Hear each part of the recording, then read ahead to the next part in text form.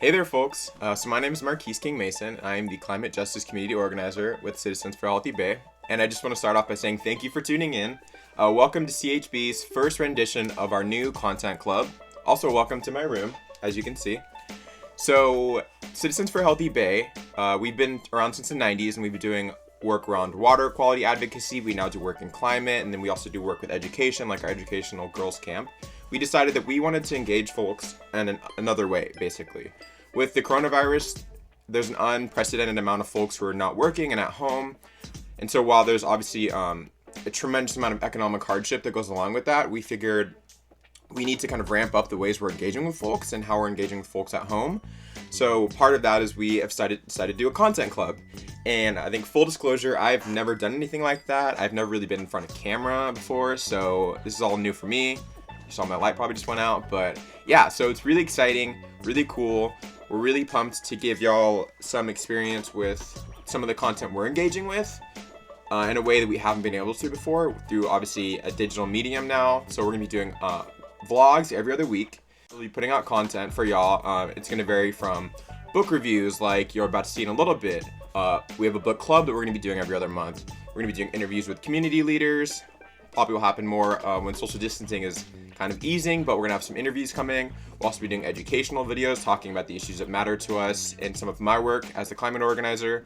It's gonna be really cool. You're gonna hear from a lot of different folks like me, my director Melissa, our technical manager Aaron, some of the members of our policy and technical committee, which we call PTAC.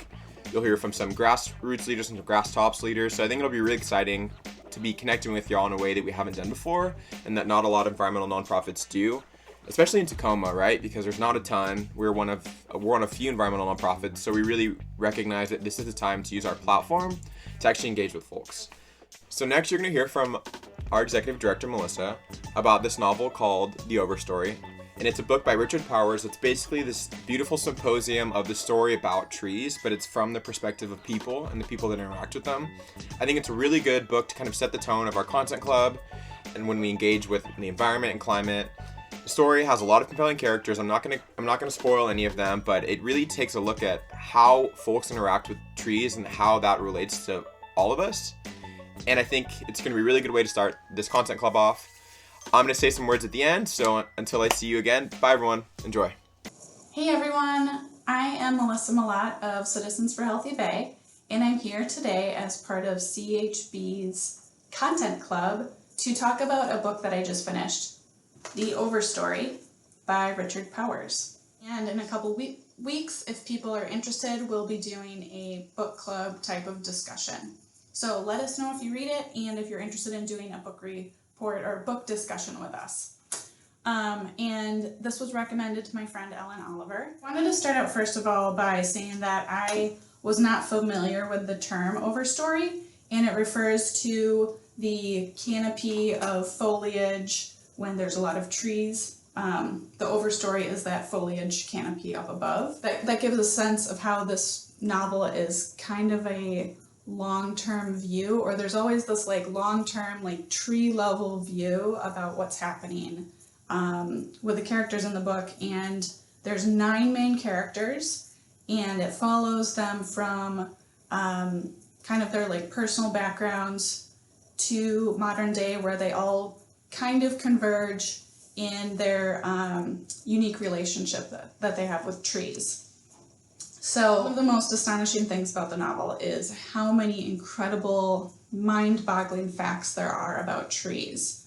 I learned so much, and some of them are about how trees compete for their lives, how they grow their families, how they form interconnected communities and communicate with each other, both below ground and above ground, how they warn others of danger approaching, how they team up and defend themselves and each other from the threats to them, and how they can move hundreds of miles. At one point I was listening to this and I wondered if some of these things about trees were made up, because there's so many amazing facts. And I looked into it, and it looks like Richard Powers did a ton of really excellent research. And in fact, the 2015 book, The Hidden Life of Trees, is the basis for one of the characters' research books. There's one character named Patricia, and she's a researcher, and she makes a compelling case that trees are aware. For example, she talks about how Douglas fir trees will, when their roots are out there feeling around underground, if they sense another Douglas fir, they'll actually connect and help each other. And so if one gets sick, the other Douglas firs that are attached to it will send it resources. If one dies, then the trees that are attached to it actually go through a mourning phase where they all appear weakened from it. So it gives the sense that trees are aware.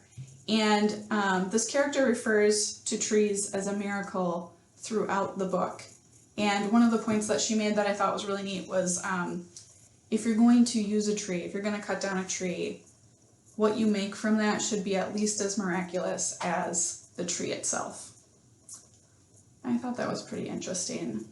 There's a lot of stuff that we make out of trees that is not very miraculous. So there's a bunch of really great lines in the book, but one of them that gets repeated a couple times is that we have a Midas problem. And this comes up because one of the characters has built a video game company, and this video game is incredibly successful. And what it is, it's called Mastery, and it's a world building game where you build these forests and these ecosystems and worlds, and it just goes on and on and on. And the game is popular because it's very beautiful and true to life in some ways, but the problem is that there's no bounds to it. So people can keep growing and growing and growing these worlds, but they never have to deal with any real limits like regulations or a finite world in which resources run out. And so these players get really obsessed. And so this game is really successful and leads to the creators of the game being very wealthy. But when they think about how they want to evolve the game, they realize that there's this Midas problem of everything just always growing and turning to gold and going, and there's never any limits to it. And so that sense of there being a Midas problem, I think, contrasts really well to our world today in some ways, in which we are seeing growth for growth's sake.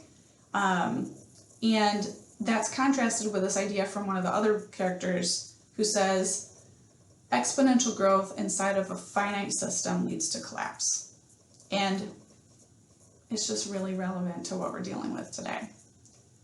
That character who says that about collapse also makes the case that trees have memory. She says that because the trees occupy hundreds, if not thousands of years in their own lives, their community memory or collective memory is eons and eons long. It's like they've been here before we were here, they will be here after we're gone. And so you get this sense of some kind of like resoluteness from that. And it's just a really beautiful contrast to all the stuff the humans are doing and all the things people are trying to do. And this sense of questioning, like, where is it that we're going wrong? What can we do to fix this? That's contrasted with the sense that trees in some ways know so much more than we realize. And if we tapped into them kind of ecologically, if we harmonized with trees more and learned more from them, we would get a lot out of that for dealing with this crisis that we're dealing with. It's really beautiful, and I think it raises a lot of really great questions. It doesn't wrap it up all neatly at the end, which I prefer, and it's really relevant to this moment in history, so I highly recommend it. I think even more than just sharing it and hoping people read it is that I look forward to the idea of discussing it with people. It would be really cool to have a discussion, and I hope if this sounds intriguing to you, you'll read it and let us know. Just email us. I think that would be really cool, and I hope you enjoy reading it. Thanks. Bye. Thank you, Melissa. That was a great review. So I thought it was a great way to start off our content club. So if you liked that and you appreciated this video, please hit the subscribe button below. You should also feel free to follow us on all of our social medias. You can find us on Instagram, Twitter, Facebook, at just Citizens for a Healthy Bay. Again, we'll be having these content club postings, and every other month we're going to have a book club, so please feel free to tune in. If you have any recommendations for books, TV, film, articles you want us to talk about, or even issues, please put them in the comments below. We would love to hear from you. We really appreciate our community members who put so much of themselves into making this world a better place.